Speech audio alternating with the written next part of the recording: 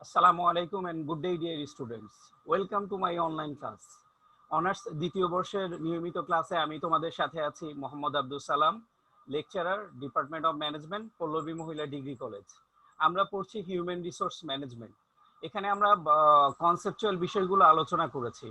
গত ক্লাসে তোমরা দেখেছো যে কনসেপচুয়াল ইস্যু যেমন globalisation, changing skill requirement, technology changes এবং হচ্ছে কন্টিনিউয়াস ইমপ্রুভমেন্ট, ওয়ার্কফোর্স ডাইভার্সিটি, এই বিষয়গুলো হিউম্যান রিসোর্সকে কিভাবে প্রভাবিত করছে এবং হচ্ছে হিউম্যান রিসোর্সকে কতটা ভাইটাল, একটা অর্গানাইজেশনের জন্য কতটা ভাইটাল করে তুলছে।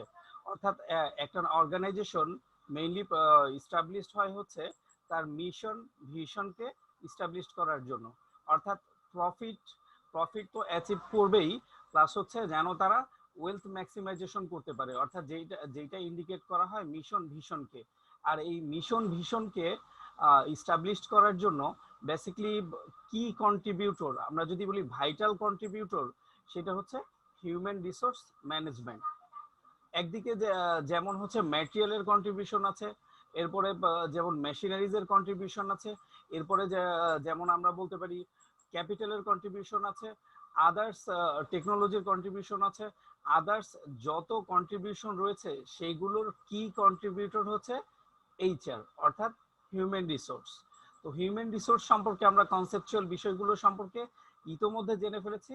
তো দেন আজকে আমরা নতুন যে বিষয়টা জানবো সেটা হচ্ছে ফাংশনস, অর্থাৎ এটা কিভাবে কাজ করে। ডেফিনেশন গুলো আমরা দেখেছি। So let's begin.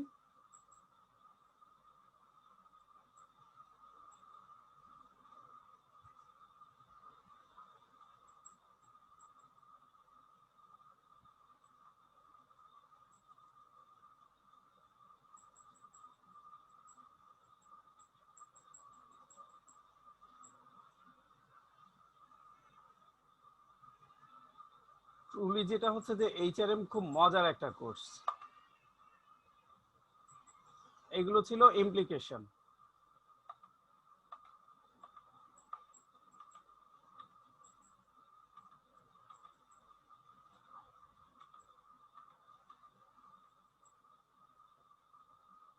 Function. So functions এর ক্ষেত্রে তোমরা ফার্স্ট, আমি ফাংশনস এর ক্ষেত্রে যেটা বলবো, নিচে দুইটা ইমেজ দেয়া আছে, তোমরা ইমেজ দুইটা দেখো। সো ফার্স্ট ইমেজ যেটা দেখছি যে আমরা প্রাণবন্ত একটা অফিসের চিত্র। ফার্স্ট ইমেজ দেখলে যে কেউ বলবে এটা একটা অফিস। বাট তোমরা একটু সেকেন্ড ইমেজটা দেখো। সেকেন্ড ইমেজ দেখে কি দেখতে পাওয়া যাচ্ছে? যদি আমি জিজ্ঞেস করি যে সেকেন্ড ইমেজে তোমরা কি দেখতে পাচ্ছ, দেন কি আনসার হবে? সেকেন্ড ইমেজ হচ্ছে যে অনলি চেয়ার টেবিল কম্পিউটার, অর্থাৎ এখানে চেয়ার টেবিল কম্পিউটার আছে। সো চেয়ার টেবিল কম্পিউটার কিন্তু একটা অর্গানাইজেশনকে তৈরি করে না। একটা অর্গানাইজেশন কে তৈরি করে কারা? ম্যান, অর্থাৎ এইচআর। দেখো এই যে ঠিক পাশেই যে চিত্রটা আছে সেইটা, এবং হচ্ছে এরপরে যে চিত্রটা আছে সেইটা, দুইটা একেবারে দৃশ্যত একটা পার্থক্য দেখা যাচ্ছে। সো আমরা এখান থেকে কিন্তু এইচআর সম্পর্কে একটা ভালো ধারণা পেয়ে যেতে পারি। দেন এইখানে যেই কনসেপ্টটা আমি শেয়ার করব যে human resource management is concerned with people, অর্থাৎ এইটা কি পিপল সংশ্লিষ্ট মানুষ। অর্থাৎ তোমার হচ্ছে যে অর্গানাইজেশনকে চালিয়ে নেওয়ার জন্য, অর্গানাইজেশনকে জীবন্ত করার জন্য কি দরকার? এইচআর দরকার। আর ম্যানই কি করে? অর্গানাইজেশনকে তৈরি করে। এরপরের যে বিষয়টা মোস্ট সিগনিফিকেন্ট, এখানে তোমরা আরো কনসেপচুয়ালি এবং খুব ভালোভাবে এইচআর সম্পর্কে একটা কনসেপ্ট অ্যাচিভ করতে পারবে। তো সেইটা আমরা দেখছি। তার আগে আমি কিছু ব্যাকগ্রাউন্ড, অর্থাৎ প্রিভিয়াস যেগুলো পড়ে এসেছি ম্যানেজমেন্ট সম্পর্কে আলোচনা করব। ম্যানেজমেন্ট সম্পর্কে আমরা যদি বলি যে ম্যানেজমেন্ট, হোয়াট ইজ ম্যানেজমেন্ট, একেবারে সিম্পলি যদি বলি তাহলে কি getting things done through by others. আমরা হচ্ছে গেটিং থিংস ডান, অর্থাৎ একজন অন্যের দ্বারা কাজ করিয়ে নেয়া, এটা হচ্ছে খুব সহজ একটা ডেফিনেশন। আর যদি আমরা ফাংশনাল দিক থেকে ম্যানেজমেন্টের ডেফিনেশন দেখি তাহলে আমরা কি বলবো, ম্যানেজমেন্ট হচ্ছে প্ল্যানিং, অর্গানাইজিং, লিডিং, কন্ট্রোলিং। এই কাজগুলোই হচ্ছে প্ল্যানিং। এই কাজগুলোর মধ্যে কি করা, অ্যাচিভ করা অর্গানাইজেশনাল গোলস, অর্গানাইজেশনাল অবজেক্টিভিটি, এইটাই হচ্ছে ম্যানেজমেন্ট। আচ্ছা, ম্যানেজমেন্টের মধ্যে তাহলে আমরা কি ফাংশন গুলো পেলাম, প্ল্যানিং পেলাম, এরপরে চারটা আমরা হচ্ছে মেজর ফাংশন, দেন হচ্ছে আদার্স ফাংশন গুলো থাকতে পারে। প্ল্যানিং, তার মধ্যে হচ্ছে প্ল্যানিং, অর্গানাইজিং, লিডিং, কন্ট্রোলিং। আচ্ছা, এখন তোমরা একটু রিকল করে দেখো যে অর্গানাইজিং এর মধ্যে একটা পার্ট কিন্তু আমরা বলতে পারি স্টাফিং। একটা কি, স্টাফিং। এখন এখন যেই বিষয়টা হচ্ছে যে 1980s অর্থাৎ 1980-তে যেভাবে চিন্তা করা হতো 2020-তে ঠিক একই পৃথিবীটা কি একই রকম আছে? একেবারেই না, অনেক চেঞ্জ হয়ে গেছে, অনেক পরিবর্তন হয়ে গেছে। সো কনসেপ্ট গুলো অনেক চেঞ্জ হয়ে গেছে। তো এখন সেই অনুযায়ী যেটা হচ্ছে যে স্টাফিং এর মধ্যে যেই স্টাফিং পার্টটা ছিল সেটা আমরা আগে খুব খুব একেবারে জেনারেল অ্যাসপেক্টে ছিল, যে লাইক হচ্ছে এইচআর কে আলাদা করে দেখানোর কিছু নেই। অর্থাৎ স্টাফিং যেটা হবে সেটা হচ্ছে যে ছোট্ট একটা 3-4 জন থাকবে, অর্গানাইজেশনে 3-4 জন থাকবে, তারাই হচ্ছে টোটাল ম্যানেজমেন্ট করবে। এইটা হচ্ছে বিষয় ছিল। আচ্ছা, দেন এখন যেটা হচ্ছে এইচআরএম যখন তাহলে এইটা গেল অর্গানাইজিং। অর্গানাইজিং এর মধ্যে স্টাফিং আর প্ল্যানিং। তো হচ্ছে যে প্রতিটা কাজেই প্ল্যানিং দরকার আছে। আর প্ল্যানিং কে আমরা যদি ম্যানেজমেন্টের পার্সপেক্টিভে চিন্তা করি তাহলে হচ্ছে প্ল্যানিং প্ল্যানিং হচ্ছে কি কি ফার্স্ট, অর্থাৎ প্ল্যানিং হচ্ছে most significant task of management, ম্যানেজমেন্টের মোস্ট সিগনিফিকেন্ট টাস্ক। যে অর্থাৎ প্ল্যানিং না করলে কিন্তু আমরা অর্গানাইজিংও করতে পারবো না, আমরা লিডিংও করতে পারবো না, আর আমরা কন্ট্রোলিং করতে পারবো না। অর্থাৎ সবকিছুই কিন্তু প্ল্যানিংকে কেন্দ্র করে পরবর্তীতে করা হচ্ছে। সো আমরা প্ল্যানিং করলাম, এরপরে অর্গানাইজিং, এরপরে হচ্ছে লিডিং। অর্থাৎ যেই অর্গানাইজিংটা করা হয়েছে সেটাকে লিড করে, অর্থাৎ সেটাকে লিড করে অর্গানাইজেশনের যে অবজেক্টিভ আছে সেই অবজেক্টিভিটির কাছে নিয়ে যেতে হবে। এবং এই যে লিড করা হচ্ছে, অর্গানাইজেশনাল অবজেক্টিভিটির কাছে নিয়ে যাওয়া হচ্ছে, এটা কি আসলে প্রপারলি হচ্ছে না হচ্ছে না সেই বিষয়টাও দেখতে হবে। সেই বিষয়টা আমরা কিভাবে দেখতে পারি, কন্ট্রোলিং এর মাধ্যমে দেখতে পারি।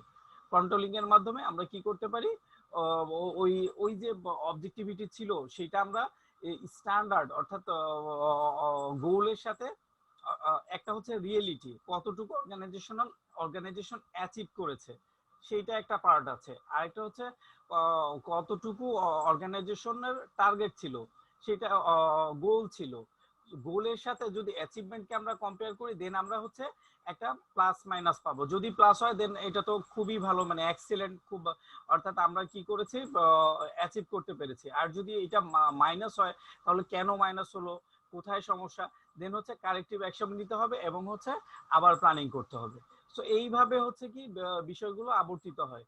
আরেকটা যেটা বিষয় হচ্ছে যে আমরা যদি আরো কিছু ফাংশন দেখি তাহলে অর্গানাইজিং এর মধ্যে আমরা স্টাফিং কে অ্যাড করতে পারি, এরপরে লিডিং এর মধ্যে আমরা মোটিভেশন কে অ্যাড করতে পারি। তাহলে কি দাঁড়ালো, planning, organising, staffing, leading, leading, এরপরে মোটিভেশন, এরপরে আমরা আরো কিছু যদি কাজে অ্যাড করতে চাই ডিরেক্টিং, কোঅর্ডিনেটিং।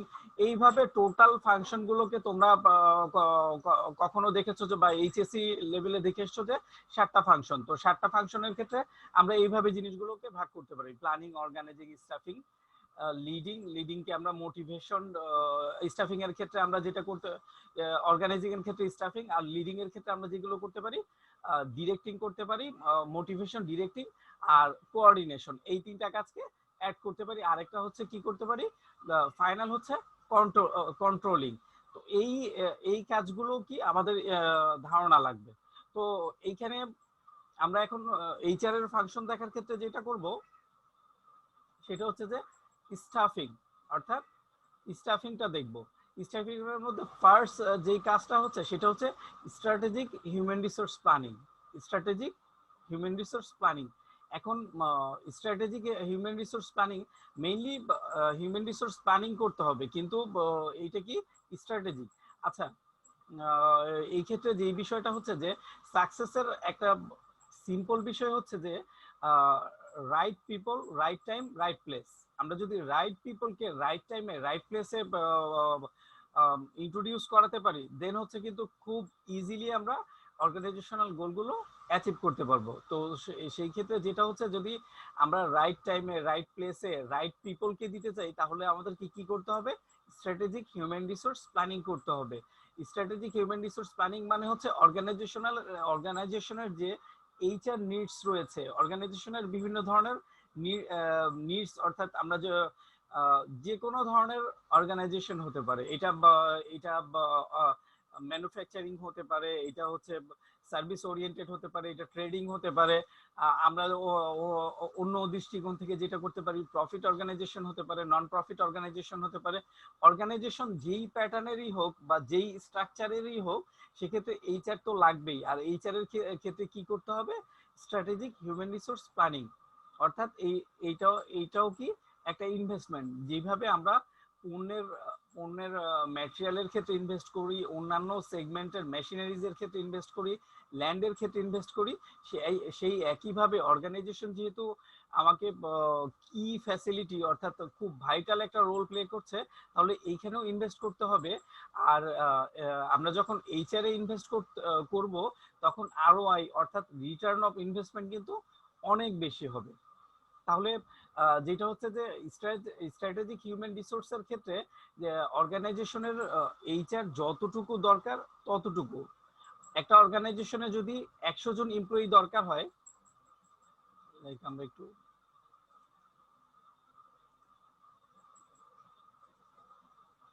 নিয়ে নিই, অর্থাৎ স্ট্র্যাটেজিক হিউম্যান রিসোর্স প্ল্যানিংটা একটা অর্গানাইজেশনে আমরা ধরলাম যে 100 জন পার্সন দিয়ে অর্গানাইজেশনটা অপারেট করতে পারবে। 100 জন পার্সন দিয়ে অর্গানাইজেশনটা তার যে আউটপুট আছে, তার যে মিশন আছে, সেগুলো কমপ্লিট করতে পারবে। এখন যদি এটা স্ট্র্যাটেজিক প্ল্যানিং না হয়, এইচআর প্ল্যানিং না করে, এমনি অ্যাজিউম করে, তাহলে সেখানে দেখা যাচ্ছে যে কি হলো, 150 জনকে নিয়োগ দেয়া হলো। তো এইখানে যে এবং 150 জনকে নিয়োগ দেওয়া হলে যেহেতু এইচআর অনেক বেশি, সেক্ষেত্রে কিন্তু কি হবে, যে প্রোডাক্টিভিটি, এইটা সামহাও যখন কাজের চেয়ে লোক বেশি হবে, তখন কিন্তু একটা চান্সেস থাকে গসিপিং করার, অর্থাৎ গল্প করার বা হচ্ছে টাইম ওয়েস্ট করার। তো সেইটা কিন্তু মোস্ট অফ দ্য কেসেস হয়ে থাকে। তো আর আমরা যদি এইচআর প্ল্যানিংটা স্ট্র্যাটেজিক ওয়েতে করি, তাহলে 100 জায়গার 100 জন দরকার হলে আমরা রিকোয়ারমেন্টটা কি করতে পারবো? অ্যানালাইসিস করতে পারবো। রিকোয়ারমেন্ট নিড অ্যানালাইসিস করে তখন প্রপারলি কি করা হবে? রাইট টাইমে রাইট প্লেসে রাইট পারসন দেয়া হবে। আরেকটা হচ্ছে রাইট পারসন, অর্থাৎ কোন পোস্টের জন্য, প্রত্যেকটা পোস্টের জন্য আলাদা আলাদা পার্টিকুলার রিকোয়ারমেন্ট রয়েছে। আর সেই রিকোয়ারমেন্ট অনুযায়ী কি করা হয়? অর্গানাইজেশনে পিপল সেট করা হয়। আর এই রিকোয়ারমেন্টকে ভালোভাবে স্যাটিসফাই করার জন্য এইচআর কি করে? স্ট্র্যাটেজিক প্ল্যানিং করে। তোমাদেরকে একটা উদাহরণ বলি, তাহলে বিষয়টা তোমরা আরো ভালো করে বুঝবে। সে ধরো একটা অর্গানাইজেশন, একটা কোম্পানি। তো একটা কোম্পানির ক্ষেত্রে খুব কি পার্সন কিন্তু chief executive officer, CEO. CEO হচ্ছে সবচেয়ে গুরুত্বপূর্ণ একজন ব্যক্তি। কিন্তু যে কোনো কারণে হতে পারে, বা যে কোনো কারণে সিইও তার অর্গানাইজেশন বা কোনো একটা পোস্টের ম্যানেজার তার অর্গানাইজেশন কিন্তু চেঞ্জ করতে পারে। আইদার সে কোনো অ্যাক্সিডেন্ট করতে পারে, আইদার এমন হতে পারে যে সে যে কোনো কারণে সে যদি মারা যায়, তাহলে কি অর্গানাইজেশন বন্ধ হয়ে যাবে?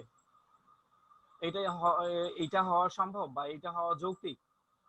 আই থিঙ্ক না। যে সে যদি মারা যায়, তাহলে অর্গানাইজেশন বন্ধ হয়ে যাবে না। কিন্তু আমাদের দেশে পার্সপেক্টিভ যেমন হয় যে কি পিপল গুলো যদি কোনো কারণে মুভ করে, তখন অর্গানাইজেশন কিন্তু অটোমেটিক্যালি খুব বেশি সাফার হয়। এটা কিন্তু এইচআর এর প্রপার প্ল্যানিং এর একটা ম্যাটার রয়েছে।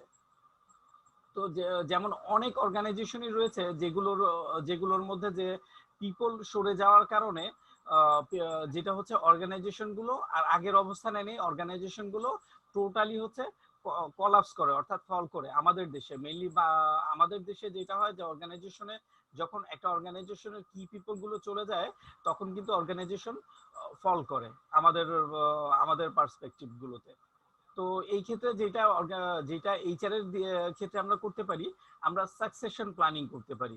সাকসেশন প্ল্যানিং করলে কিন্তু আমাদের এই জাতীয় বিষয়গুলো ম্যানেজ করা ইজি হবে। সাকসেশন প্ল্যানিং হচ্ছে যে পোটেনশিয়াল ক্যান্ডিডেটদের জন্য একটা রিপ্লেসমেন্ট চার্ট, অর্থাৎ আমার অর্গানাইজেশনে সিও আছে, সিও যে কোনো কারণে বা অর্গানাইজেশনের ম্যানেজার যে কোনো কারণে তার জবটা চেঞ্জ করতে পারে।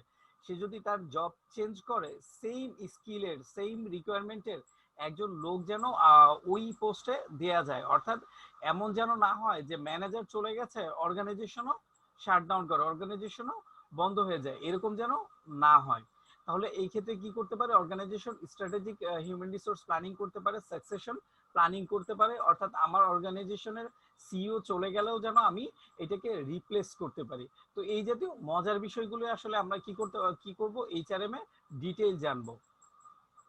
এরপরের যেই কনসেপ্টটা সেটা হচ্ছে রিক্রুইটিং, অর্থাৎ যেটা আমরা বুঝি এইচআরএম বলতে যেটা আমরা বুঝি, স্টাফিং ম্যানেজমেন্টের ফাংশন স্টাফিং বলতে যেটা আমরা বুঝি একেবারে সিঙ্গেল ওয়েতে, সেটা হচ্ছে রিক্রুটমেন্টকে বুঝি। অর্থাৎ অর্গানাইজেশনে পিপলকে হায়ার করে নিয়ে আসা, এতটুকুই কিন্তু আগে কি ছিল এইচআরএম এর কনসেপ্ট ছিল, বা আমরা যদি ম্যানেজমেন্টের ক্ষেত্রে বলি স্টাফিং এর মূল কাজ ছিল। আর এখন যে ডেভেলপ, অর্থাৎ এটা কি কন্ট্রিবিউটর হিসাবে করা হয় সেটা তখন ওইভাবে ছিল না। অর্থাৎ রিক্রুটমেন্ট করবে এতটুকুই কাজ ছিল। একটা হয়তো দেখা গেছে 4-5 জন একটা অর্গানাইজেশনে 4-5 জন বা 2-1 জন মানুষ থাকতো যারা হচ্ছে এই রিক্রুটমেন্টের কাজগুলো করতো। তো সেইটা ওইভাবে নাম তাদের কি করা হতো, তাদের একটা মেইনলি অ্যাডমিনিস্ট্রেটিভ কাজটাই হতো ওইখানে।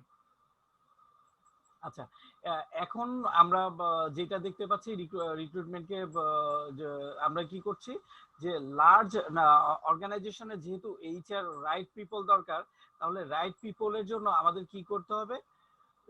রিক্রুটমেন্ট করতে হবে। আর রিক্রুটমেন্টের ক্ষেত্রে আমরা কি করতে পারি? যেটা করতে পারি হচ্ছে যে পোটেনশিয়াল ক্যান্ডিডেট যারা আমার অর্গানাইজেশন সম্পর্কে, অর্গানাইজেশনের ইমেজ সম্পর্কে যদি পোটেনশিয়াল ক্যান্ডিডেটরা জানে এবং হচ্ছে তারা যদি আমার অর্গানাইজেশন ইন্টারেস্টেড হয় তাহলে কিন্তু তারা আসবে, আর যদি ইন্টারেস্টেড না হয় তাহলে কিন্তু আসবে না। এক্ষেত্রে অর্গানাইজেশনাল ইমেজ এবং হচ্ছে ব্র্যান্ড এবং হচ্ছে যে সার্বিক বিষয়গুলো ইম্পর্টেন্ট। অর্থাৎ তোমরা কিন্তু প্রায়শই দেখো ভালো অর্গানাইজেশনে কিন্তু সবাই জব করতে চায়। আর এছাড়া যেগুলো হচ্ছে যে লাইক ইউনিলিভার, এমএনসি, ব্যাট, এগুলোতে কি সবাই জব করতে যাচ্ছে। আর অন্যদিকে কি হচ্ছে অন্য অর্গানাইজেশন গুলোতে মানুষের কি করে ডিস্যাটিসফ্যাকশন কাজ করে। লাইক স্কোয়ারের প্রতি মানুষের যেরকম আগ্রহ অন্যান্য অর্গানাইজেশনের ক্ষেত্রে সেরকম আগ্রহ নাও থাকতে পারে। আর অর্গানাইজেশন এইচআর এর টার্গেট থাকবে হচ্ছে কি যে আমার রাইট পিপল সিলেক্ট করার ক্ষেত্রে আমরা যখন অর্থাৎ পোটেনশিয়াল ক্যান্ডিডেট নিয়ে আসার ক্ষেত্রে আমাদের কি করতে হবে? লার্জ নাম্বার অফ অ্যাপ্লিকেন্ট, অর্থাৎ যারা অ্যাপ্লাই করবে তাদের কাছে ইনফরমেশনটা, অর্গানাইজেশনের ইনফরমেশনটা রিচ করা, অর্থাৎ তাদেরকে কালেক্ট করা, অর্থাৎ লার্জ নাম্বার অফ ক্যান্ডিডেটকে কালেক্ট করা, ক্যান্ডিডেট পুল তৈরি করা। এরপরে যেটা হচ্ছে যে আমরা যেটা করতে পারি সেটা হচ্ছে যে সিলেকশন করা। আমরা রিক্রুটমেন্ট সম্পর্কে পরে বিস্তারিত জানবো, এটা সম্পর্কে আমাদেরকে পড়তে হবে। দেন হচ্ছে আমরা আজকে একটা ওভারভিউ আলোচনা করব। দেন হচ্ছে সিলেকশন। সিলেকশনের ক্ষেত্রে যে ব্যাপারটা হচ্ছে যে আমরা প্ল্যানিং করলাম যে কতজন লাগবে, এরপরে যেটা হচ্ছে যে আমরা মোটামুটি রিক্রুটমেন্টের জন্য যেটা হচ্ছে যে রিক্রুটমেন্টের জন্য সব রেডি করলাম, দেন আমরা অ্যাড করলাম, এরপরে ফাইনালি কি করতে হবে? আমাকে সিলেক্ট করতে হবে। সিলেক্টের ক্ষেত্রে আমরা ইউজুয়ালি আমাদের দেশে একেবারে নর্মাল কালচার যদি আলোচনা করি, বিভিন্ন ধরনের টেস্ট করা হয়। লাইক খুব বেশি যেটা হয় যে একাডেমিক টেস্টটাই করা হয় ফ্রেশারদের ক্ষেত্রে। আর যারা এক্সপিরিয়েন্স রয়েছে তাদের ক্ষেত্রে শুধু ইন্টারভিউ করা যেতে পারে, অথবা তার যদি ওয়ার্ক থাকে বা ওয়ার্ক এক্সপিরিয়েন্স থাকলে সাধারণত ইন্টারভিউই করা হয় আমাদের কান্ট্রি পার্সপেক্টিভে। আর ডিটেইল যে প্রসিডিউর রয়েছে সেগুলো আমরা পরবর্তীতে জানবো। আর এছাড়া যেটা করা হয় ফ্রেশারদের ক্ষেত্রে বিভিন্ন ধরনের, যেহেতু সে ইউনিভার্সিটি থেকে এসছে, তাহলে তাকে সেই ক্ষেত্রে বিভিন্ন ধরনের টেস্ট নেওয়া হয়। এইটা যদি আমরা একটা উদাহরণ দেখি, তাহলে প্রিলিমিনারি টেস্ট নেওয়া হয়, রিটেন টেস্ট নেওয়া হয়, এরপরে যেটা হয় ভাইবা নেওয়া হয়। আর অনেক অর্গানাইজেশনের ক্ষেত্রে যেটা হয় যে ভাইবা কয়েকটা হতে পারে। যেমন হতে ইনিশিয়াল ভাইবা হতে পারে, এরপরে হচ্ছে তারা প্রিলিমিনারি নিতে পারে, এরপরে যেটা হচ্ছে রিটেন নিতে পারে, এরপরে এখন বর্তমানে যেটা হয় যে যেহেতু সবকিছু আইটি বেসিস কম্পিউটার টেস্ট নিতে পারে। এটা তোমরা একটু জেনে রাখো, কারণ কিছুদিন পরে তোমাদেরকে জব মার্কেটে কম্পিট করতে হবে। তো দেন এইটা খুব এসেনশিয়াল। এরপরে কম্পিউটার রিটেনের পরে কম্পিউটার টেস্ট, দেন হচ্ছে ফাইনালি ভাইবা নেওয়া হয়। তো এই সমস্ত এক এক অর্গানাইজেশন এক এক ভাবে তাদের এইচআর সেটআপটা করে থাকে। দেন আমরা তো সিলেকশনের মাধ্যমে এমপ্লয়িকে নিয়ে আসলাম। দেন এইটা হচ্ছে আমরা সংক্ষেপে এটাকে বলি হায়ারিং দা পিপলকে হায়ার করে নিয়ে আসা। আমরা যখন হায়ার করে ফেলেছি, তখন আমাদের যেই কাজটা পরবর্তীতে করতে হবে সেটা হচ্ছে তাকে ট্রেন করা এবং হচ্ছে ডেভেলপ করা। তো ট্রেনিং অ্যান্ড ডেভেলপমেন্টের ক্ষেত্রে যেটা সিগনিফিকেন্ট কাজ সেটা হচ্ছে ওরিয়েন্টেশন করা। ওরিয়েন্টেশন কথাটার সাথে তোমরা মোটামুটি পরিচিত। লাইক তোমরা যখন কলেজে প্রথম ভর্তি হয়েছো, তখন তোমাদের একটা ওরিয়েন্টেশন হয়েছে, মানে পরিচিতিমূলক অনুষ্ঠান হয়েছে, তোমরা নিশ্চয়ই মনে আছে। এরপরে তোমরা যখন ইউনিভার্সিটিতে এন্ট্রি করেছো, তখনও তোমাদের একটা ওরিয়েন্টেশন হয়েছে, অর্থাৎ ইউনিভার্সিটির সাথে তোমাদের একটা পরিচয় হয়েছে। একেবারে সেইম ওয়েতে যখন তোমরা অর্গানাইজেশনে যাবে, তখন তোমাদের কাছে অর্গানাইজেশনটা কি নতুন।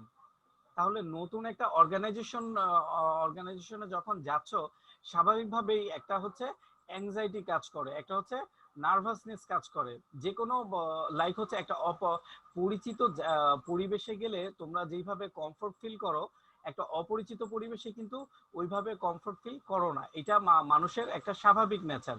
কিন্তু যদি এমন হয় যে সেই বিষয়টা তাকে পরিচয় করিয়ে দেওয়া হয়, তখন কিন্তু আর এই যে অ্যাংজাইটি বা নার্ভাসনেস থাকে না।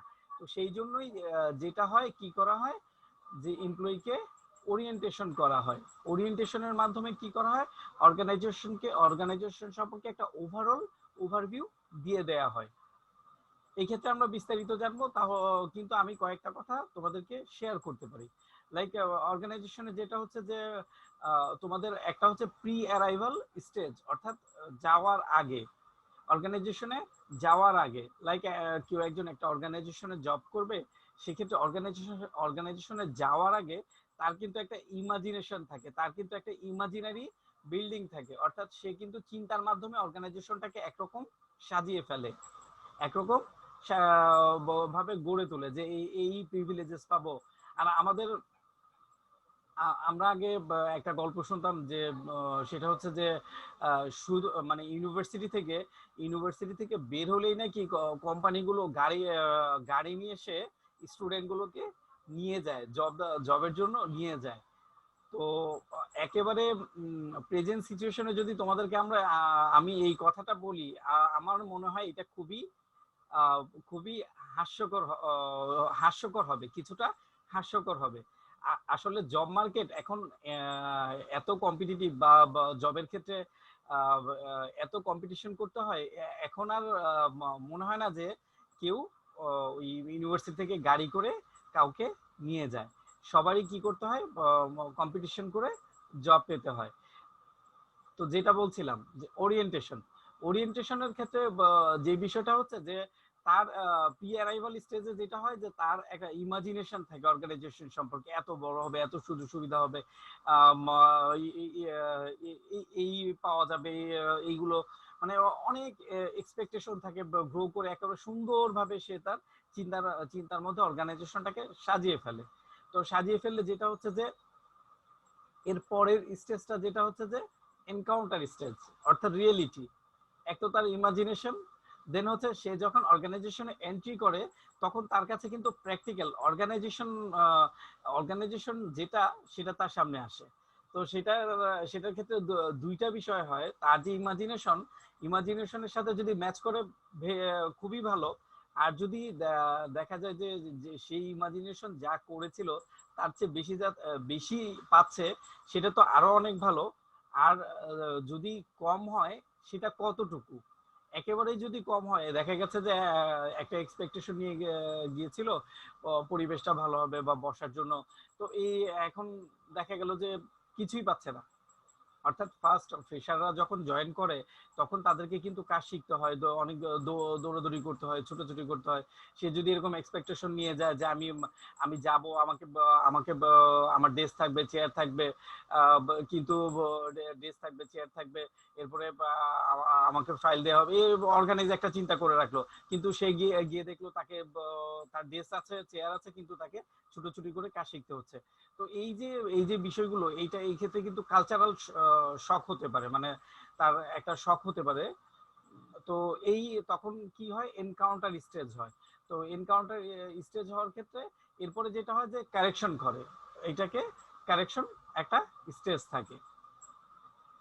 তো এটা ওরিয়েন্টেশনের মাধ্যমে কি করা হয়, তাকে মোটামুটি তার তার এই যে ইমাজিনেশন গুলোকে কিন্তু একটু একটু মানে কারেকশন করা হয়, সে যেন খুব একটা শক না পায়। মোটামুটি একটা অর্গানাইজেশন সম্পর্কে জানিয়ে দেওয়া হয়, জব রেসপন্সিবিলিটি সম্পর্কে জানিয়ে দেওয়া, জব ডেসক্রিপশন সম্পর্কে ওভারঅল সবকিছুই মোটামুটি ওরিয়েন্টেশনে বলে দেওয়া হয়, ফলে যেন সে খুব একটা নার্ভাস ফিল না করে।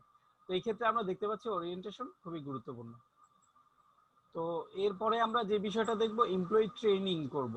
সো ফার্স্ট যখন অর্গানাইজেশন আসে, অর্গানাইজেশন কিন্তু খুব বেশি নিয়োগ করে হচ্ছে ফ্রেশার, অর্থাৎ প্রথমে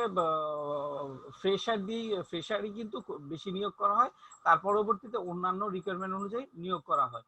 সো ফ্রেশার যখন রিকোয়ারমেন্ট করা হয় তাদের কিন্তু, বা ফ্রেশার ছাড়াও অন্যান্য যে এমপ্লয়ি গুলো আছে, লাইক আমরা দেখেছি হচ্ছে যে বিভিন্ন চেঞ্জেস গুলো, টেকনোলজি কিভাবে চেঞ্জ হচ্ছে, তো সেক্ষেত্রে কিন্তু প্রত্যেক এমপ্লয়িরই ট্রেনিংটা খুব ইম্পর্টেন্ট। তো এই জন্য এমপ্লয়িদের কি করতে হয়, ট্রেন আপ করতে হয়। আর এমপ্লয়ি ট্রেনিং এর ক্ষেত্রে যেটা হয় যে অর্গানাইজেশনে জব করার পাশাপাশি তাদেরকে পার্টিকুলারলি এইচআরে একটা ট্রেনিং ডিপার্টমেন্ট থাকে, তাদের যে স্কিল এবং ইফিসিয়েন্সি এটা বাড়াবার জন্য তাদেরকে কি করা হয়, ট্রেন আপ করা হয়, এবং নতুন টেকনোলজি বা নতুন কোনো বিষয় সম্পর্কে আপডেট করার জন্য ট্রেন আপ করা হয়।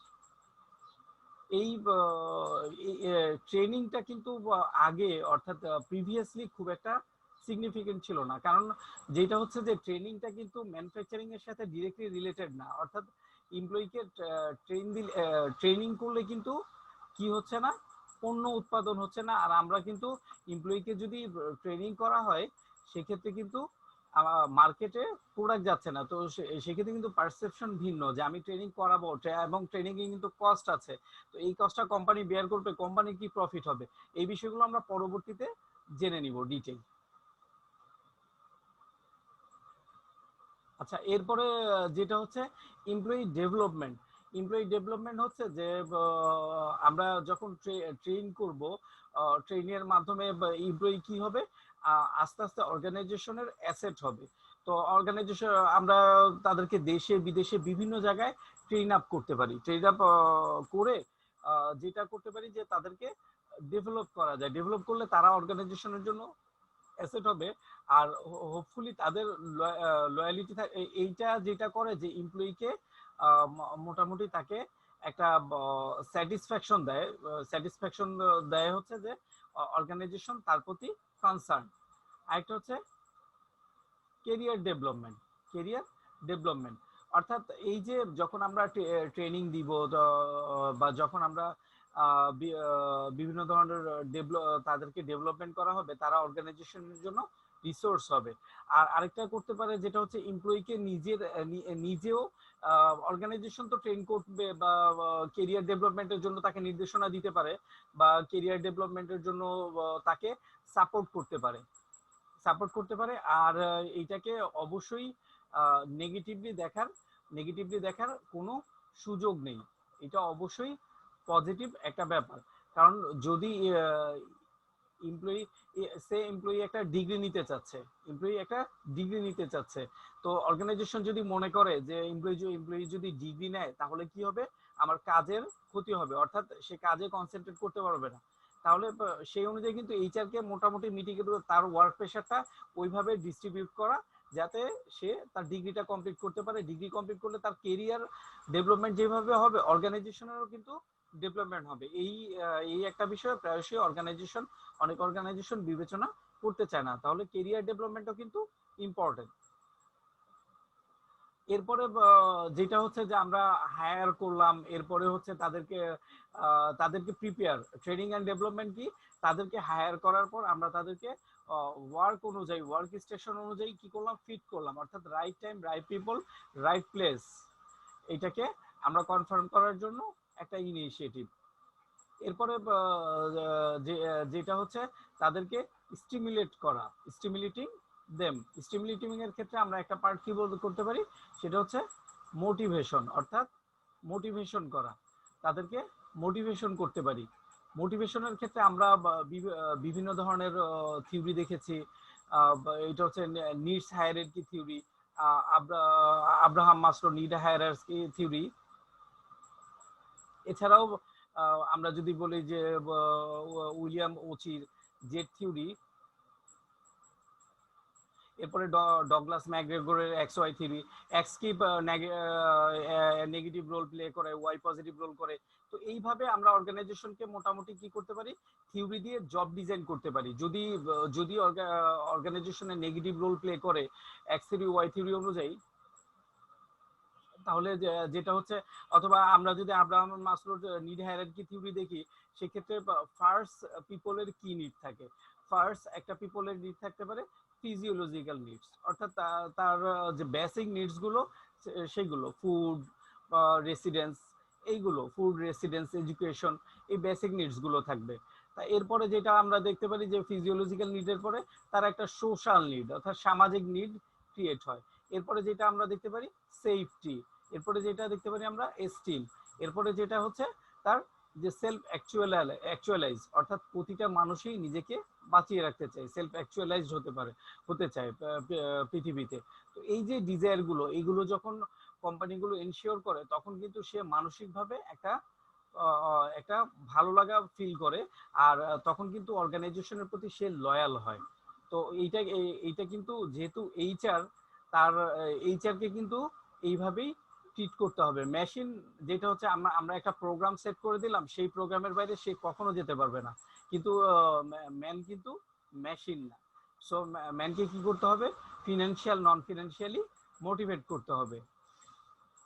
এরপরে যেটা হচ্ছে যে পারফরমেন্স অ্যাপ্রাইজাল, অর্থাৎ পারফরমেন্স অ্যাপ্রাইজালটা কিন্তু আমরা যে ট্রেডিশনাল আগে স্টাফিং ছিল, বা আমরা রিক্রুটিং ছিল, বা পার্সোনাল ম্যানেজমেন্ট বা অ্যাডমিনিস্ট্রেটিভ যে কাজগুলো হিসেবে এইচআর করা হতো, সেখানে ওইভাবে পারফরমেন্স অ্যাপ্রাইজাল ছিল না। এমনি হয়তো দেখা গেছে যে ওই কে ভালো করছে খারাপ করছে, কিছুটা মোটিভেশনাল বিষয় ছিল, হয়তো বোনাস দেওয়া হতো, ইনসেন্টিভ দেওয়া হতো, এইরকম বিষয় ছিল, কিন্তু পারফরমেন্স অ্যাপ্রাইজাল এগুলো ফর্মালি ওইভাবে ছিল না।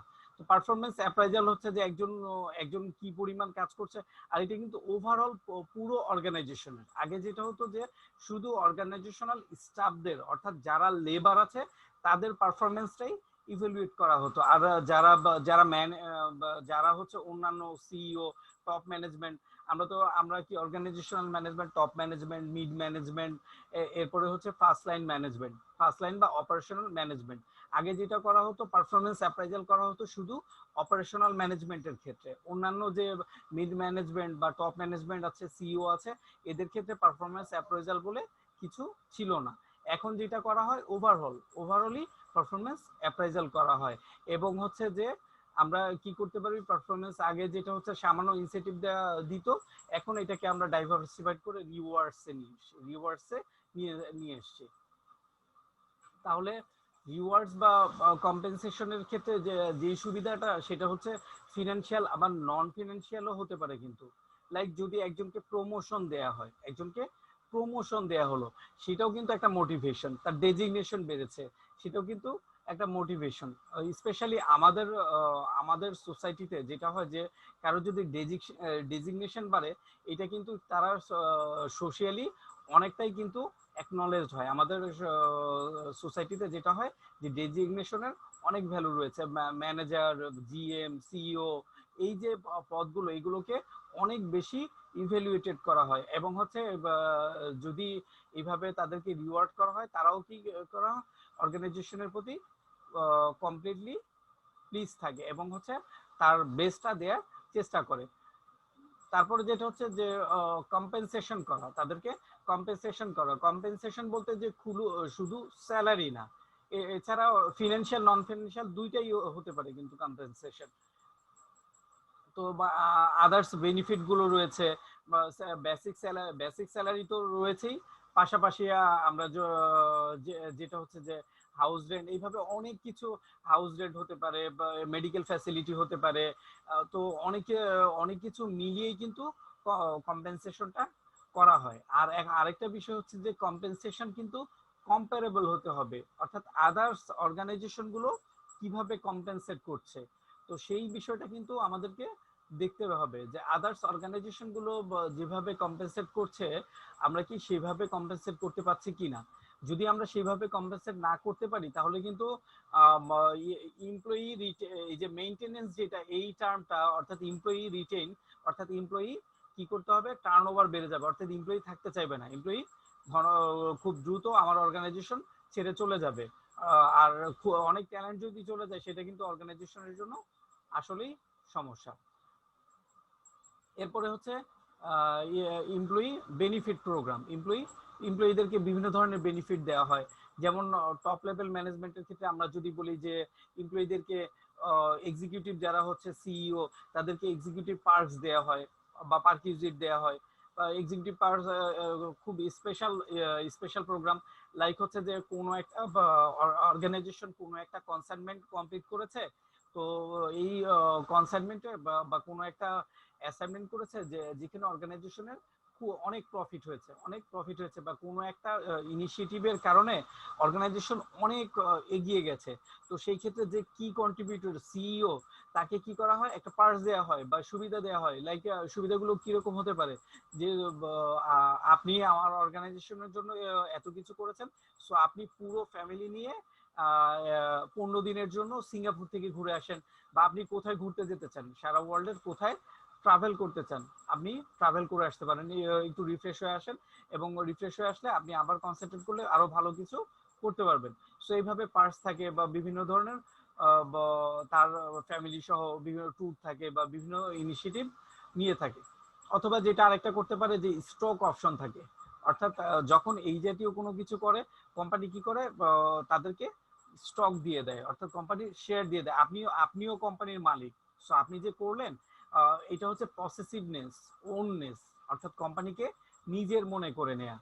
তো যখন একজন এমপ্লয়ি কোম্পানিকে নিজের মনে করবে, তখন কিন্তু দেখা যায় যে নিজের কোনো বিষয়, নিজের সব বিষয়ে কিন্তু সাধারণত পিপল, অর্থাৎ এইচআর কিন্তু সিনসিয়ার থাকে। সো কোম্পানির ক্ষেত্রেও সিনসিয়ার থাকবে, তাহলে তার একটা কোম্পানির প্রতি পসেসিভনেস থাকবে, তার একটা ওননেস থাকবে, সে কি করবে, সিনসিয়ার থাকবে। আর নর্মালি যেই বেনিফিট গুলো অনেক সময় দেখা যায়, মানে অর্গানাইজেশন যেটা করে এমপ্লয়ীদের সাথে, এটা জেনারেলি এমপ্লয়ীদের সাথে প্রফিট শেয়ার করে, অর্থাৎ প্রফিটের একটা অংশ এমপ্লয়ীদেরকে দেয়া হয়। তো আমরা কি পড়লাম, একটা হচ্ছে হায়ারিং পড়লাম, এরপরে হচ্ছে তাদেরকে প্রিপেয়ার করলাম, এরপরে তাদেরকে কি করলাম, স্টিমুলেটিং করলাম। আজকে এই পর্যন্তই, ভালো থাকো, that's all for the time being, আল্লাহ হাফেজ।